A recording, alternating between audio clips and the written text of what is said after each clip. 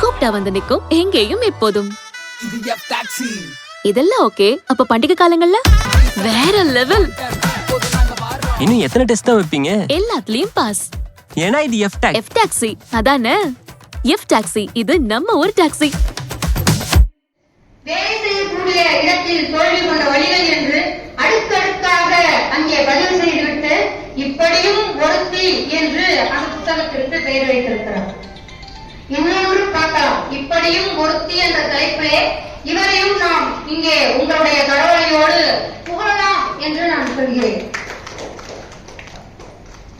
அவரோட சிறப்பான கவிதை எல்லாம் படைத்தவர்கள். இப்ப இருக்கிற சூழல்ல எல்லாருமே நம்ம இப்ப சகித்துக் கொண்டு போகிறோம். அந்த நிலையை இங்கே பதிவு செய்திருக்கிறார். நய வஞ்சகர்களின் நச்சுப்பிடியில் மாண்டு போகாமல் நல்ல ஒரு சரித்திரம் படைக்க வீடு வண்டி எழுவாய் வீரமகளே என்று பதிவு செய்திருக்கிறார்.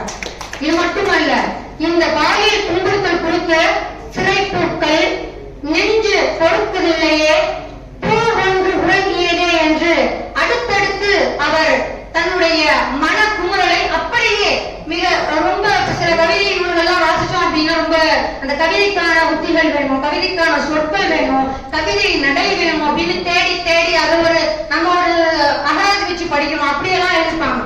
மிக எளிமையான சொல்லி அந்த கவிதைகளை அவர் வடித்திருக்கிறார். உண்மையாகவே இதை நான் 3 கவிதைகள் நம்மள்ட்ட வாசிச்சு காமிக்கணும்னு நினைக்கிறேன். இந்த சிறைப்பூக்கள் அப்படின்றது கட்டவிழ்த்த காளையாய் கண்மூடி விட்டதாலோ பட்டாம் பூச்சியாய் பறக்கும் முன்னை வண்ணங்களை பிரித்து உன் எண்ணங்களை சிதைத்து கூட்டினில் அடைத்தனரோ என்ற பிரச்சனைகள் பெண்களுக்கு நிகழாது என்று அவர் பதிவு செய்கிறார். இது மட்டுமல்ல, நெஞ்சு பொறுக்கவில்லை. இப்ப நடந்த நிகழ்வு கடைவீதி அனுப்பி வைக்க காமுகனின் பார்வையிலே கள்ளமில்லா ஊஞ்சலிப்பை களவாடி சென்றனரே சிமித்த உன் பஞ்சுமத்தையில் பாதகமோ. இந்த கொடிய நரவர்களுக்கு சாட்டையை கொடுக்கும் போது இந்த கவிதை என்பது அமைந்திருக்கிறது. இப்படி சொல்லிட்டு பெண்ணுக்கு விடியல் வேண்டும் அப்படின்னு சொல்றாரு. விடியலை நோக்கி காத்திருக்க வெந்நீரும் சிரிக்குவே. புத்திகட்ட மனிதர்களிடையே புரட்சியை விதைத்து புதுமையை தேட மனம் எண்ணி தவித்தாலும் சுக்குண்ட மானுடமே பெண்ணுக்கு என்றுதான் நீதி வருவோம். எழுத்துளின் பேச்சுளின் தொடர்ந்து கொண்டுதான் இருக்கிறது பெண்ணுக்கு ஏற்படக்கூடிய அவலங்கள். அந்த அவலங்கள் சிக்கலை பேசிய அவர் இப்ப கல்லூரி வாழ்க்கையில நம்ம பிள்ளைங்க படுற பாடு பெரிய பாடா இருக்கு. இப்ப எல்லாரும் புத்தகங்களை கையில வச்சுக்கிறாங்களே இல்லையோ, எல்லாருக்கிட்டையும் தொலைபேசி இருக்கு. அந்த தொலைபேசிக்குள்ள எவ்வளவோ நல்ல விஷயங்களும் நம்மளால அறிஞ்சுக்கொள்ள முடியும். ஆனா மாணவர்கள் பெரும்பான்மையோர் பயன்படுத்துவது என்னவென்றால் அவர்களுடைய அந்த அன்பு, அந்த காதலுக்காக வசை சொற்களை, அந்த அன்பு சொற்களுக்காக அதை பயன்படுத்துகிறார்கள். இந்த நிலை, இதை எப்படி நான் சொல்லுவேன் அப்படின்றதே எனக்கு புரியல. கொஞ்சம் குரல் நடுக்கம் வருது. ஏன்னா இப்ப உள்ள மாணவ மாணவிகள் எல்லாமே வந்து யூடியூப் படத்தை பார்த்து எப்படி ஸ்டார்டிங்ல இருந்தாங்களோ அந்த மாதிரியான மனநிலை தான். இது மாற்றம் அப்படின்றது கடைசியில அந்த பையனுக்கு வந்ததா சொல்லி உங்க பிள்ளைக்கு போய் கொடுக்கணும் அப்படின்னு நான் சொல்றேன். எழுதினால் எழுதினால் எழுதிக்கொண்டே இருந்தால் பாடத்தை அல்ல, ஓடினால் ஓடினால் ஓடிக்கொண்டே இருந்தால் தன் ஒருவேளை சோற்றுக்காக கல்வியை மதிக்காமல் இளமை பருவத்தில் கல்வியை நினையாமல் இருப்பவருக்கு என்ன துயரம் ஏற்படுமோ அதைத்தான் அவர் பதிவு செய்திருக்கிறார். கல்லூரி கனவு என்ற தலைப்பிலே உள்ளத்தில் நீ இருந்தாலும் என் இல்லமும் வேண்டுமடா, உள்ளத்தில் நீ இருந்தாலும் என் இல்லமும் வேண்டுமடா, கரம் பிடிக்க ஆசைதான், கல்லூரி படிப்பை கட்டவிழ்க்க முடியாது, பிடிக்க நான் வருகிறேன் என்று.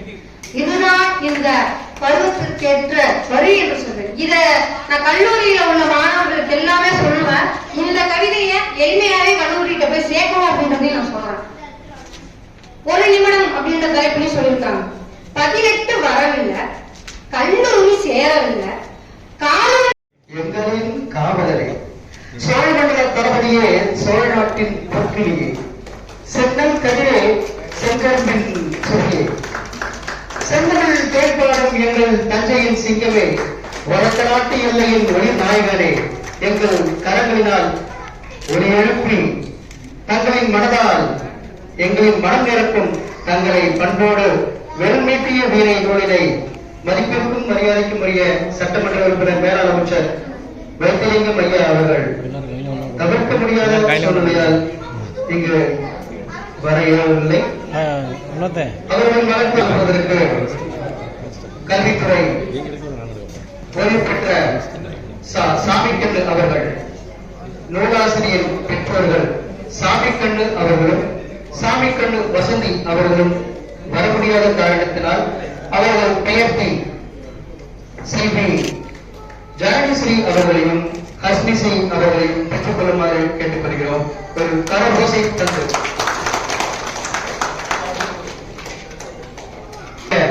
திருவாளர் ஓய்வு பெற்ற காவல்துறை ஆய்வாளர் தவமணி ஐயா அவர்களை கலைஞர் வடஜா செந்தில் செல்வம் கல்வியியல் கல்லூரி படிக்கும் காலத்தில் எழுதிய கவிதைகளைக் கண்டு அன்றே நூலாக வெளியிட ஊக்குவித்த தன் குருவான செந்தமலத்தாயார் கல்வியியல் கல்லூரியின் பேராசிரியர் ஐயா அவர்களை அன்றோடு வேலை கிடைக்கிறோம் பெறுவதற்காக ஒரு தரவாசி தந்து கண்ணத்தம்படியின் தலைமகர் மகப்பேறு மருத்துவத்தின் மணிமகுடமை மகப்பேறு மருத்துவத்தின் மணிமகுடமே உன்னதியின் புகலிடமே. வணக்கத்திற்குரிய எங்கள் தஞ்சை மாநகரத்தின் துணை மேயர் மருத்துவர் திருமதி அஞ்சுகம் பூபதி அம்மா அவர்களை எப்படியும் குளத்தி நூலினை வெளியிட அன்போடு அழைக்கின்றோம். அதை பெற்றுக் கொள்வதற்காக எப்படியும் இவர் இருந்ததினால்தான் கவிஞர் செந்தில் செல்வம் என்ற எப்படியும் குளத்தி உருவாகி எப்படியும் குளத்தி என்ற நூலினை எழுதி அந்த எப்படியும் இருவர் நூலினை பெற்றுக்கொள்ள அன்போடு வேலை கிடைக்கிறோம். யார் அந்த இருவர்? ஆசிரியை ஜே மைத்ரி அவர்கள் வர முடியாத காரணத்தினால் கல்லூரி காலங்களில் வடஜா செந்தில் செல்வம் ராஜாராமன் அவர்கள் வெளியிட பெறுபவர் முனைவர் ஆதலியூர் சூரியகுமார் அவர்கள். சின்னஞ்சூர் பூரி இளம் அறிஞர் விருது, சுவாமி விவேகானந்தர் விருது, சிறந்த ஆசிரியருக்கான விருது, தமிழ் வளர் செம்மல் விருது, சிறந்த கலை மற்றும் இலக்கிய ஆசிரியர் விருது, இலக்கிய சமூக சேவைகளுக்கான விருது, எனது விருதுகளை வென்று வென்று குவித்த விருதுக்கே பெருமை சேர்த்த கலை பண்பாட்டுத்துறை மண்டல கலை பண்பாட்டு மைய மண்டல உதவி இயக்குனர் முனைவர் ராஜாராமன் அவர்கள் சென்னஞ்சூர் பூவை வெளியிட இங்கே வாங்குவோராக தன் பேச்சாளர் எழுத்தாளர் சொற்களை களஞ்சியமாய் நமது கல்வியாளர் எழுத்தாளர் தன்னம்பிக்க பேச்சாளர் மாநில தலைவர் தமிழ்நாடு நல்லாசிரியர் சங்கம் ஆட்சி பேரவை உறுப்பினர் பாரதிதாசன் பல்கலைக்கழகம் முனைவர் ஆதலியூர் சூரியகுமார் அவர்கள் பெற்றுக் கொள்ளுமாறு அன்போடு கேட்டுக்கொள்கிறோம். ஒரு கரவாசி தரலாம்.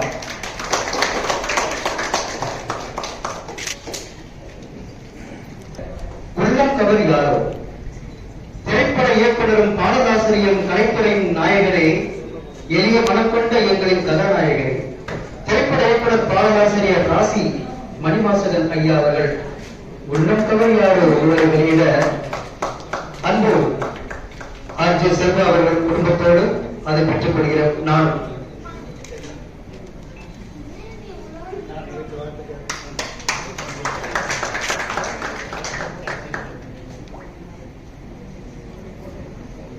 முன்னிட்டு அந்த புத்தகங்கள் யாவும் இங்கே விற்பனைக்கு உள்ளது. ஒரு ஆஃபர் தரப்பட்டுள்ளது. உங்களுடைய கருத்துக்களை தெரிவித்துவிட்டு நீங்கள் அந்த புத்தகத்தையும் பெற்று மகிழலாம்.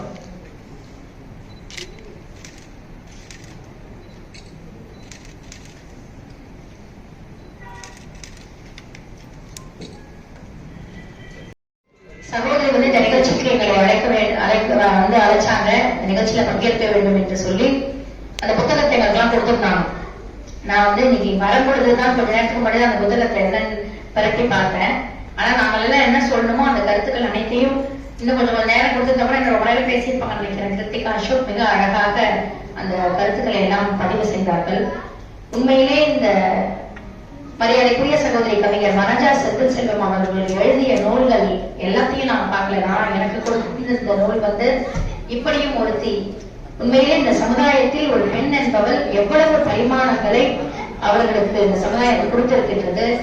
அது மட்டும் இல்லாமல் எல்லா மனநிலையிலும் அந்த பெண்கள் அவரே அந்த ஒரு கதாபாத்திரமாக மாறி அந்த கவிதைகளை படித்திருக்கின்றார். குறிப்பாக சொல்லணும்னா, ஒரு பெண் குழந்தை பிறந்ததற்கு பிறகு அந்த உறவினர்கள் எல்லாம் வாசல் நின்று என்ன கேட்பாங்க, என்ன கருத்துக்கள் சொல்லுவாங்க. அதே போல அந்த பெண் வளரும் பொழுது கல்லூரி காலத்தில் அவர்களுக்கு ஏற்படுகின்ற அந்த ஒரு நிலை, அது மட்டும் இல்லாமல் கல்யாணம் திருமணம் செய்திருக்கின்ற நிலையில் அவர்களுடைய சிந்தனை எல்லாவற்றையும் தாண்டி இவ்வளவு கஷ்டப்பட்டு வளர்க்கின்ற ஒரு தாய் வந்து ஆதரவற்ற ஒரு இல்லத்தில் இருக்கும் பொழுது அப்ப கூட இந்த குழந்தைகளை வெறுக்காமல் அவர்கள் பேசுகின்ற வார்த்தைகள் என்று மிக அழகாக ஒரு பெண் தான் இத்தனை பன்முக தன்மை கொண்டவர்களாகவும் இவ்வளவு பரிமாணங்களையும் அடைந்தும் தியாக உள்ளத்தோடு இந்த சமுதாயத்தில் பெண்கள் மட்டுமே இருக்க முடியும் என்பதை மிக சிறந்த ஒரு கருத்துக்களை பதிவிட்டிருக்கின்றார். இன்னொரு நூல்கள் எழுதுறது சாதாரண விஷயம் இல்லை. இப்ப நீங்க வந்து ஒரு எழுத்தாளர்களை அவங்க என்ன பண்ணணும் அப்படின்னா, தனக்கு தோன்றுகின்ற சிந்தனைகளை அவங்களே உட்கார்ந்து அதை எழுதணும். அச்சிடப்படும் முன்னாடி அவங்க எல்லாத்தையும் அந்த ப்ரூஃப் பார்த்து அதை ஒரு கோர்வையாக்கி அவங்க சொல்ற மாதிரி ஒரு நூலா வெளியில வர்றதுக்கு மிகப்பெரிய ஒரு முயற்சி எடுக்க வேண்டிய ஒரு காலகட்டத்தில் காட்டி பதில் சொல்லிக் கொண்டிருக்கின்ற திரு செந்தில் செல்வம் அவர்களுக்கு உங்கள் பலத்த கரகோஷத்தோடு என்னுடைய வாழ்த்துக்களும் பாராட்டுகளும் தெரிவித்துக் கொண்டு புரிந்து கொண்டு இந்த அருமையான 5 நூல்களை எழுதியிருக்கிறார்கள். பொதுவாக ஆசிரியர்கள் என்பவர்கள் சமுதாயத்தில் உள்ள மற்ற ஒரு பணி அல்ல ஆசிரியர் என்று சொன்னால், மற்ற பணிகள் எல்லாம் ஒரு வருவாயை ஈட்டுவதற்காக, ஒரு நம்முடைய அடிப்படை தேவைகளை பூர்த்தி செய்வதற்காக செய்யக்கூடிய பணிகள். ஆனால் ஆசிரியர் பணி மட்டும்தான் அடுத்த தலைமுறையை உருவாக்குகின்ற ஒரு அற்புதமான பணி என்பது ஆசிரியர். அத்தகைய ஆசிரியர்களுக்கு மட்டும்தான் மற்ற பணிகளில் இருப்பவர்களை காட்டிலும் சமுதாயத்தின் மீதும் சமுதாயத்தில் நிலவுகின்ற அவலங்கள் குறித்தும் ஒரு மிகச் சிறந்த ஒரு பார்வையும், அதை போக்குவதற்கு என்னவெல்லாம் செய்ய வேண்டும் என்ற ஒரு ஏக்கமும் அதிகம் இருக்கும். அதுபோலத்தான் கவிஞர் வனஜா செந்தில் செல்வம் அவர்கள் எழுதியிருக்கக்கூடிய 5 நூல்களிலுமே அவர்கள் ஒரு ஆசிரியராக இந்த சமுதாயத்தில் அவர்களுக்கு தோன்றி இருக்கக்கூடிய பல்வேறு கருத்துக்களை அழகாக முன்வைத்திருக்கிறார். அவருக்கு பொங்கத்து கொடுத்து பொன்னாடை அணிவித்து வரவேற்கிறோம். மனதோடு பேசுங்கள் என்ற புத்தகத்தையும் அவர் வெளியிட்டு பெறுபவர்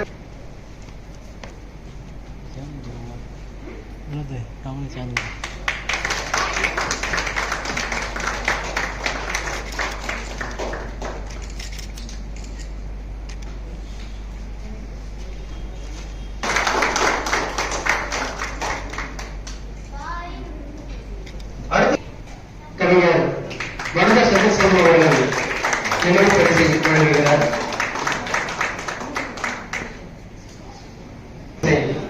வாங்கிக் கொள்கிறார்.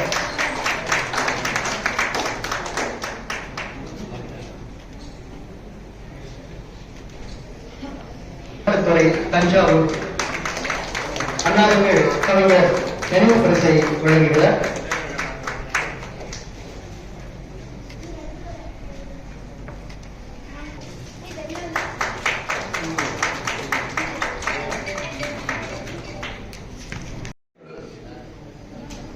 ஆனால் என் மனதில் இருக்கிறதெல்லாம் இங்கே பேசக்கூடிய சூழ்நிலை,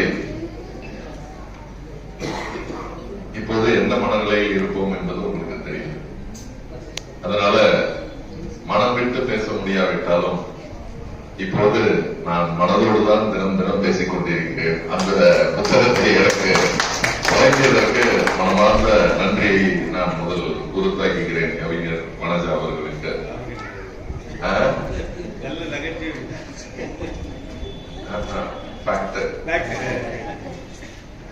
அதனால மகிழ்ச்சியா இருக்கு. ஏன் தோத்தோம்னு எனக்கும் தெரியல, ஜெயிச்ச கேண்டிடேட்டுக்கு ஏன் ஜெயிச்சோம்னு அவருக்கும் தெரியல.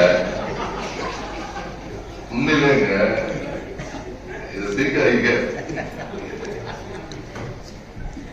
ஆனா ஒண்ணு மட்டும் எனக்கு தெரியும், நான் கீழே இருந்து வந்தவன். ஒரு மாமன்ற உறுப்பினரா 2006 வெற்றி பெற்றவர். திருப்பி 2011 மக்களால் தேர்ந்தெடுக்கப்பட்டு திருப்பி மாமன்ற உறுப்பினரா கவுன்சிலரா பணியாற்றியவன்.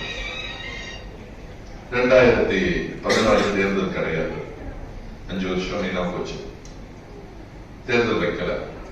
அப்புறம் 2021 மீண்டும் தேர்தல்.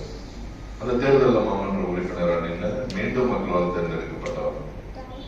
இப்படி தொடர்ந்து மாமன்ற உறுப்பினரா கவுன்சிலரா தேர்ந்தெடுக்கப்பட்டு மக்களுக்கு சேவை செய்யப்பட்டு அந்த இடத்திற்கு வந்தவர். மேயராக அதன் பிறகு பொறுப்பேற்றுக் கொண்டவர். மக்களுக்கு இன்னைக்கு தஞ்சையின் மாநிலத்தை கொடுத்தவர். அப்படியெல்லாம் கொடுத்திருந்தாலும் இன்னைக்கு மக்களால் கொடுக்கப்பட்டிருக்க அந்த மாற்றத்தையும் உள்மனதோடு முழுவதும் ஏற்றுக்கொண்டு இன்னும் என்னென்ன மாற்றங்களை நாம் செய்ய வேண்டும், இன்னும் என்னென்ன மக்களுக்கான சேவையை செய்ய வேண்டும் என்பதை அதுதான் உள்ளத்தோடு பேசிக்கிட்டு இருக்கேன்.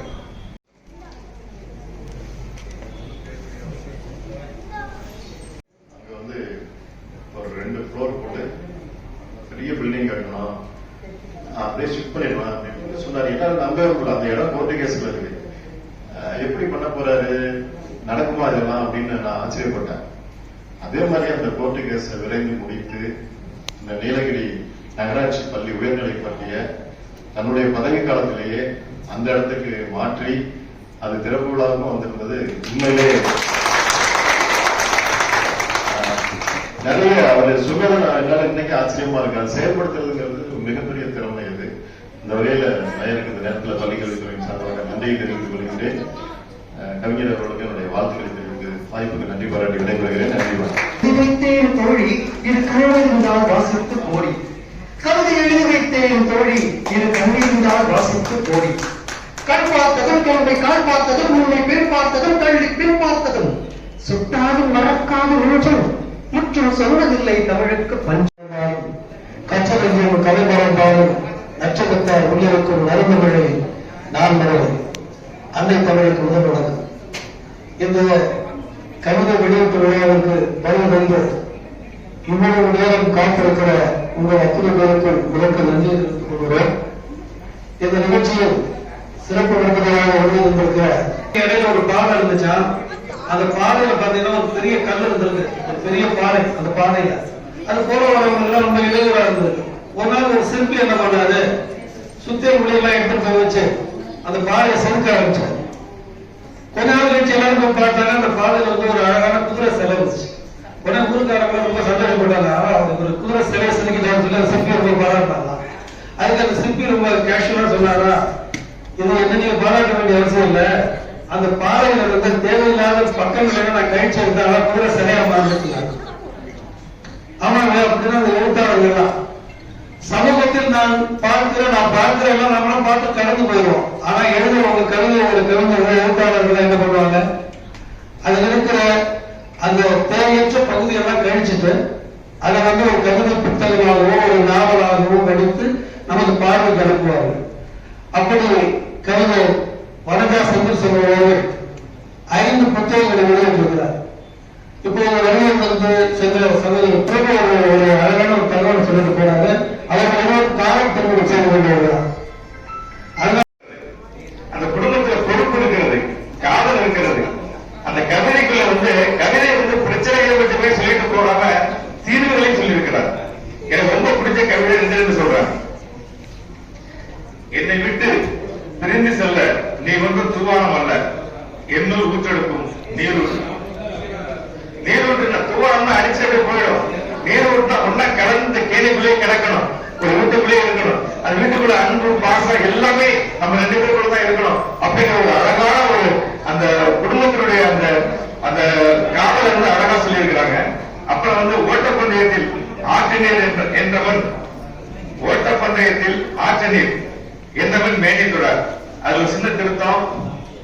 ஆற்று நீரெல்லாம் வந்து ஆம்பளைங்களை தொடர்றதுக்கு ஆசைப்படாது, பெண்களை தொடர்தான் ஆசைப்படும். ஆனா அவங்க வந்து அவங்க வீட்டுக்கார மேல இருக்கிற அந்த காதலை எவ்வளவு அழகா சொல்றாங்க பாருங்க. அதாவது ஓட்டப்பந்தயத்தில் ஆசை நீர் என்னவள் மேனி தொடர், என்னவள் மேனி தொடர். அது என்னாலும் மேகத்தோட என்ன அழகா இருந்திருக்கும், இருந்தாலும் பரவாயில்ல. எச்சரிக்கை பாதையாக பள்ளம் உள்ளது எத்தனை முறை விழ வேண்டி உள்ளது உன் கண்ணன் குழி அப்படி அருமையான கதைகள் நிறைய சொல்லியிருக்கிறாங்க. அவங்க நான் சொல்றது போடுறேன். இன்னொன்று என்னன்னாக்க, எழுத்தாளர்களுடைய பிரச்சனைகளை ஒரு நிமிஷத்துல பேச முடிச்சிடுறேன்.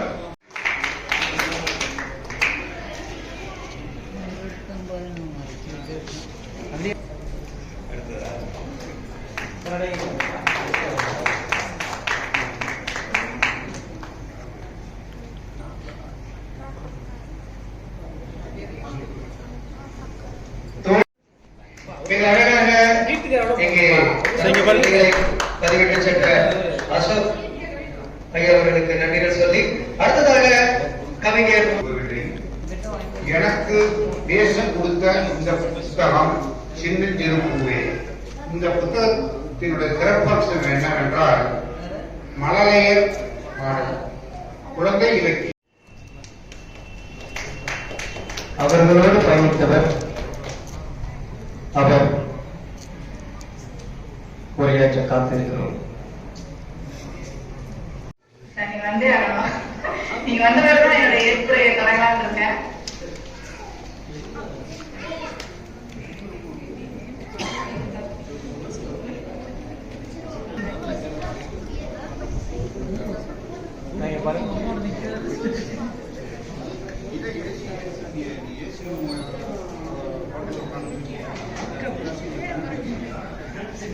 செந்தமிழே, திகட்டாத பைந்தமிழே, முச்சங்கம் வளர்த்தெடுத்த முத்தமிழின் பேரொழியே, மூத்தோர் சொல்லிய அரவணையின் உயிர்மொழியே, என்னை தரணியில் தடம் பதிக்க வைத்த செந்தமிழே, எழுத்தாக என்னுள் கலந்தாய், சொல்லாத உன்னில் நான் வளர்ந்தேன், அகமும் புறமும் இணைந்து ஆன்மாவாய் என்னை ஆட்கொண்டாய், யாப்பிலக்கணமாய் என் எழுதுகோலில் நின்றாய், அழகுக்கு அழகு சேர்க்கும் மணி இலக்கணமாய் விளங்கினாய், ஈரடி திருக்குறளாய் எல்லோர் இதயத்திலும் உயர்த்தி உலகையும் உயர்த்தி நின்றாய், காப்பியங்கள் படத்தந்து காலங்கள் கடந்த என் தாய்மொழியே, என் தமிழ் மொழியே, செம்மொழியின் சிகரமே, என்னுள் சிறகடித்த படிப்பும் என் உயர் தமிழ் மொழியே, தமிழின் தேனிசையை தலைமுறைகள் தாங்கிச் செல்ல உன் பெருமையை பாடுவதில் என் உயிருக்கே பெருமை, என் தமிழ் மொழியே, என் தாய்மொழியே.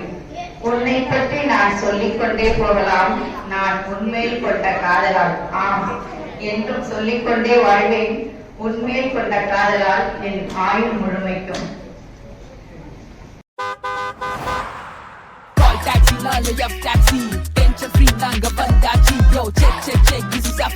Oh, on time. Hello ma'am, office போவோம். Trafficல கூட ஸ்மூத்தா. இதுதான் எங்க perfect.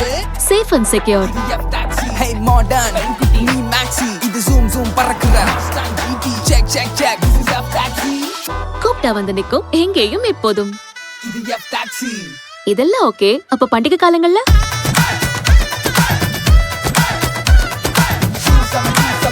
வேற லெவல். இன்னும் எத்தனை டெஸ்ட் தான் வைப்பீங்க? எல்லாத்துலயும் பாஸ். ஏன்னா இது F taxi. F taxi அதானே. F taxi இது நம்ம ஒரு டாக்ஸி.